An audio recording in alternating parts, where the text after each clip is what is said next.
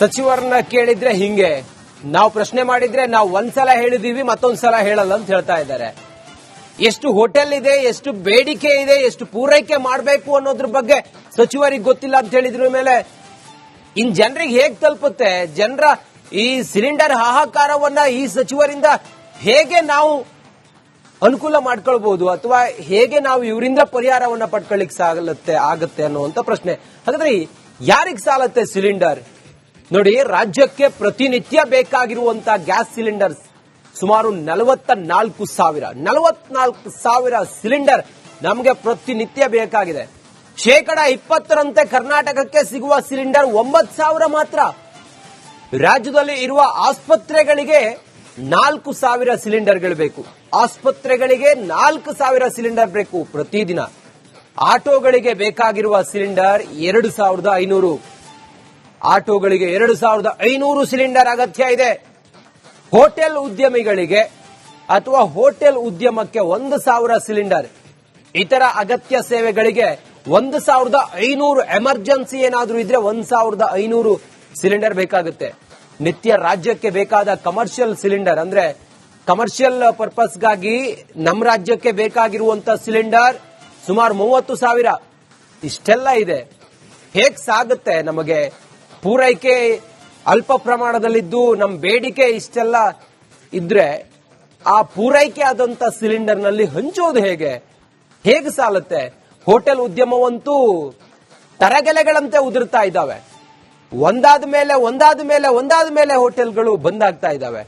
ಮುಂದೇನು ಅನ್ನೋದು ನಾವು ಸಚಿವರನ್ನ ಕೇಳಿದ್ರೆ ಹಿಂಗೆ, ನಾವು ಪ್ರಶ್ನೆ ಮಾಡಿದ್ರೆ ನಾವು ಒಂದ್ಸಲ ಹೇಳಿದೀವಿ ಮತ್ತೊಂದ್ಸಲ ಹೇಳಲ್ಲ ಅಂತ ಹೇಳ್ತಾ ಇದ್ದಾರೆ. ಎಷ್ಟು ಹೋಟೆಲ್ ಇದೆ, ಎಷ್ಟು ಬೇಡಿಕೆ ಇದೆ, ಎಷ್ಟು ಪೂರೈಕೆ ಮಾಡಬೇಕು ಅನ್ನೋದ್ರ ಬಗ್ಗೆ ಸಚಿವರಿಗೆ ಗೊತ್ತಿಲ್ಲ ಅಂತ ಹೇಳಿದ್ರ ಮೇಲೆ ಇನ್ ಜನರಿಗೆ ಹೇಗ್ ತಲುಪುತ್ತೆ? ಜನರ ಈ ಸಿಲಿಂಡರ್ ಹಾಹಾಕಾರವನ್ನ ಈ ಸಚಿವರಿಂದ ಹೇಗೆ ನಾವು ಅನುಕೂಲ ಮಾಡ್ಕೊಳ್ಬಹುದು, ಅಥವಾ ಹೇಗೆ ನಾವು ಇವರಿಂದ ಪರಿಹಾರವನ್ನ ಪಡ್ಕೊಳ್ಳಿಕ್ ಆಗತ್ತೆ ಅನ್ನುವಂತ ಪ್ರಶ್ನೆ. ಹಾಗಾದ್ರೆ ಯಾರಿಗ್ ಸಾಲತ್ತೆ ಸಿಲಿಂಡರ್? ನೋಡಿ, ರಾಜ್ಯಕ್ಕೆ ಪ್ರತಿನಿತ್ಯ ಬೇಕಾಗಿರುವಂತಹ ಗ್ಯಾಸ್ ಸಿಲಿಂಡರ್ ಸುಮಾರು 44 ಸಾವಿರ ಸಿಲಿಂಡರ್ ನಮಗೆ ಪ್ರತಿನಿತ್ಯ ಬೇಕಾಗಿದೆ. 20% ಕರ್ನಾಟಕಕ್ಕೆ ಸಿಗುವ ಸಿಲಿಂಡರ್ 9,000 ಮಾತ್ರ. ರಾಜ್ಯದಲ್ಲಿ ಇರುವ ಆಸ್ಪತ್ರೆಗಳಿಗೆ 4,000 ಸಿಲಿಂಡರ್ಗಳು ಬೇಕು. ಆಸ್ಪತ್ರೆಗಳಿಗೆ 4,000 ಸಿಲಿಂಡರ್ ಬೇಕು ಪ್ರತಿದಿನ. ಆಟೋಗಳಿಗೆ ಬೇಕಾಗಿರುವ ಸಿಲಿಂಡರ್ 2,500. ಆಟೋಗಳಿಗೆ 2,500 ಸಿಲಿಂಡರ್ ಅಗತ್ಯ ಇದೆ.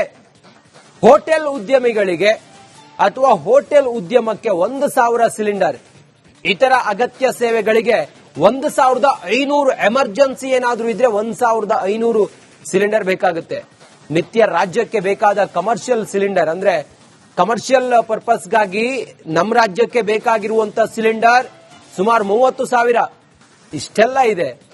ಹೇಗ್ ಸಾಗುತ್ತೆ? ನಮಗೆ ಪೂರೈಕೆ ಅಲ್ಪ ಪ್ರಮಾಣದಲ್ಲಿದ್ದು ನಮ್ಮ ಬೇಡಿಕೆ ಇಷ್ಟೆಲ್ಲ ಇದ್ರೆ ಆ ಪೂರೈಕೆ ಆದಂತ ಸಿಲಿಂಡರ್ ನಲ್ಲಿ ಹಂಚೋದು ಹೇಗೆ ಸಾಲುತ್ತೆ?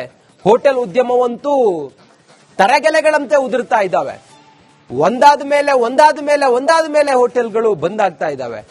ಮುಂದೇನು ಅನ್ನೋದು ನಾವೆಲ್ಲರೂ ಕೂಡ ಎದುರು ನೋಡಿ. ಸಚಿವರನ್ನ ಕೇಳಿದ್ರೆ ಹಿಂಗೆ, ನಾವು ಪ್ರಶ್ನೆ ಮಾಡಿದ್ರೆ ನಾವು ಒಂದ್ಸಲ ಹೇಳಿದೀವಿ ಮತ್ತೊಂದ್ಸಲ ಹೇಳಲ್ಲ ಅಂತ ಹೇಳ್ತಾ ಇದ್ದಾರೆ. ಎಷ್ಟು ಹೋಟೆಲ್ ಇದೆ, ಎಷ್ಟು ಬೇಡಿಕೆ ಇದೆ, ಎಷ್ಟು ಪೂರೈಕೆ ಮಾಡಬೇಕು ಅನ್ನೋದ್ರ ಬಗ್ಗೆ ಸಚಿವರಿಗೆ ಗೊತ್ತಿಲ್ಲ ಅಂತ ಹೇಳಿದ್ರ ಮೇಲೆ ಇನ್ ಜನರಿಗೆ ಹೇಗ್ ತಲುಪುತ್ತೆ? ಜನರ ಈ ಸಿಲಿಂಡರ್ ಹಾಹಾಕಾರವನ್ನ ಈ ಸಚಿವರಿಂದ ಹೇಗೆ ನಾವು ಅನುಕೂಲ ಮಾಡ್ಕೊಳ್ಬಹುದು, ಅಥವಾ ಹೇಗೆ ನಾವು ಇವರಿಂದ ಪರಿಹಾರವನ್ನ ಪಡ್ಕೊಳ್ಳಿಕ್ ಆಗತ್ತೆ ಅನ್ನುವಂತ ಪ್ರಶ್ನೆ. ಹಾಗಾದ್ರೆ ಯಾರಿಗ್ ಸಾಲತ್ತೆ ಸಿಲಿಂಡರ್? ನೋಡಿ, ರಾಜ್ಯಕ್ಕೆ ಪ್ರತಿನಿತ್ಯ ಬೇಕಾಗಿರುವಂತಹ ಗ್ಯಾಸ್ ಸಿಲಿಂಡರ್ ಸುಮಾರು 44 ಸಾವಿರ ಸಿಲಿಂಡರ್ ನಮಗೆ ಪ್ರತಿನಿತ್ಯ ಬೇಕಾಗಿದೆ. 20% ಕರ್ನಾಟಕಕ್ಕೆ ಸಿಗುವ ಸಿಲಿಂಡರ್ 9,000 ಮಾತ್ರ. ರಾಜ್ಯದಲ್ಲಿ ಇರುವ ಆಸ್ಪತ್ರೆಗಳಿಗೆ 4,000 ಸಿಲಿಂಡರ್ಗಳು ಬೇಕು. ಆಸ್ಪತ್ರೆಗಳಿಗೆ 4,000 ಸಿಲಿಂಡರ್ ಬೇಕು ಪ್ರತಿದಿನ. ಆಟೋಗಳಿಗೆ ಬೇಕಾಗಿರುವ ಸಿಲಿಂಡರ್ 2,500. ಆಟೋಗಳಿಗೆ 2,500 ಸಿಲಿಂಡರ್ ಅಗತ್ಯ ಇದೆ. ಹೋಟೆಲ್ ಉದ್ಯಮಿಗಳಿಗೆ ಅಥವಾ ಹೋಟೆಲ್ ಉದ್ಯಮಕ್ಕೆ 1,000 ಸಿಲಿಂಡರ್. ಇತರ ಅಗತ್ಯ ಸೇವೆಗಳಿಗೆ 1,500. ಎಮರ್ಜೆನ್ಸಿ ಏನಾದ್ರೂ ಇದ್ರೆ 1,500 ಸಿಲಿಂಡರ್ ಬೇಕಾಗುತ್ತೆ. ನಿತ್ಯ ರಾಜ್ಯಕ್ಕೆ ಬೇಕಾದ ಕಮರ್ಷಿಯಲ್ ಸಿಲಿಂಡರ್ ಅಂದ್ರೆ ಕಮರ್ಷಿಯಲ್ ಪರ್ಪಸ್ಗಾಗಿ ನಮ್ಮ ರಾಜ್ಯಕ್ಕೆ ಬೇಕಾಗಿರುವಂತ ಸಿಲಿಂಡರ್ ಸುಮಾರು 30,000 ಇಷ್ಟೆಲ್ಲ ಇದೆ. ಹೇಗ್ ಸಾಗುತ್ತೆ? ನಮಗೆ ಪೂರೈಕೆ ಅಲ್ಪ ಪ್ರಮಾಣದಲ್ಲಿದ್ದು ನಮ್ಮ ಬೇಡಿಕೆ ಇಷ್ಟೆಲ್ಲ ಇದ್ರೆ ಆ ಪೂರೈಕೆ ಆದಂತ ಸಿಲಿಂಡರ್ ನಲ್ಲಿ ಹಂಚೋದು ಹೇಗೆ ಸಾಲುತ್ತೆ? ಹೋಟೆಲ್ ಉದ್ಯಮವಂತೂ ತರಗೆಲೆಗಳಂತೆ ಉದುರ್ತಾ ಇದ್ದಾವೆ. ಒಂದಾದ ಮೇಲೆ ಹೋಟೆಲ್ಗಳು ಬಂದಾಗ್ತಾ ಇದ್ದಾವೆ. ಮುಂದೇನು ಅನ್ನೋದು ನಾವು ಸಚಿವರನ್ನ ಕೇಳಿದ್ರೆ ಹಿಂಗೆ, ನಾವು ಪ್ರಶ್ನೆ ಮಾಡಿದ್ರೆ ನಾವು ಒಂದ್ಸಲ ಹೇಳಿದೀವಿ ಮತ್ತೊಂದ್ಸಲ ಹೇಳಲ್ಲ ಅಂತ ಹೇಳ್ತಾ ಇದ್ದಾರೆ. ಎಷ್ಟು ಹೋಟೆಲ್ ಇದೆ, ಎಷ್ಟು ಬೇಡಿಕೆ ಇದೆ, ಎಷ್ಟು ಪೂರೈಕೆ ಮಾಡಬೇಕು ಅನ್ನೋದ್ರ ಬಗ್ಗೆ ಸಚಿವರಿಗೆ ಗೊತ್ತಿಲ್ಲ ಅಂತ ಹೇಳಿದ್ರ ಮೇಲೆ ಇನ್ ಜನರಿಗೆ ಹೇಗ್ ತಲುಪುತ್ತೆ? ಜನರ ಈ ಸಿಲಿಂಡರ್ ಹಾಹಾಕಾರವನ್ನ ಈ ಸಚಿವರಿಂದ ಹೇಗೆ ನಾವು ಅನುಕೂಲ ಮಾಡ್ಕೊಳ್ಬಹುದು, ಅಥವಾ ಹೇಗೆ ನಾವು ಇವರಿಂದ ಪರಿಹಾರವನ್ನ ಪಡ್ಕೊಳ್ಳಿಕ್ ಆಗತ್ತೆ ಅನ್ನುವಂತ ಪ್ರಶ್ನೆ. ಹಾಗಾದ್ರೆ ಯಾರಿಗ್ ಸಾಲತ್ತೆ ಸಿಲಿಂಡರ್? ನೋಡಿ, ರಾಜ್ಯಕ್ಕೆ ಪ್ರತಿನಿತ್ಯ ಬೇಕಾಗಿರುವಂತಹ ಗ್ಯಾಸ್ ಸಿಲಿಂಡರ್ ಸುಮಾರು 44,000 ಸಿಲಿಂಡರ್ ನಮಗೆ ಪ್ರತಿನಿತ್ಯ ಬೇಕಾಗಿದೆ. 20% ಕರ್ನಾಟಕಕ್ಕೆ ಸಿಗುವ ಸಿಲಿಂಡರ್ 9,000 ಮಾತ್ರ. ರಾಜ್ಯದಲ್ಲಿ ಇರುವ ಆಸ್ಪತ್ರೆಗಳಿಗೆ 4,000 ಸಿಲಿಂಡರ್ಗಳು ಬೇಕು. ಆಸ್ಪತ್ರೆಗಳಿಗೆ 4,000 ಸಿಲಿಂಡರ್ ಬೇಕು ಪ್ರತಿದಿನ. ಆಟೋಗಳಿಗೆ ಬೇಕಾಗಿರುವ ಸಿಲಿಂಡರ್ 2,500. ಆಟೋಗಳಿಗೆ 2,500 ಸಿಲಿಂಡರ್ ಅಗತ್ಯ ಇದೆ.